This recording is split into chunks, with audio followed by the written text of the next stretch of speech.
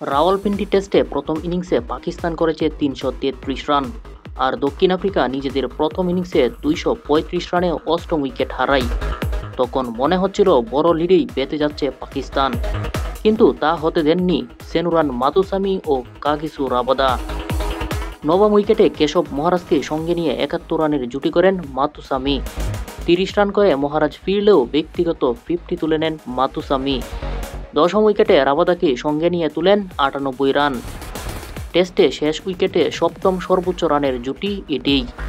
Rabada রীতিমতো জ্বর তুলেন, ৩৮ বলে তুলে নেন ৫০, ৪টি করে ৪ এবং ছক্কায় ৬১ বলে ৭১ রান করেন। প্রোটিয়াদের হয়ে টেস্টে ১১ নম্বর ব্যাটার হিসেবে সর্বোচ্চ রান এখন এটিই।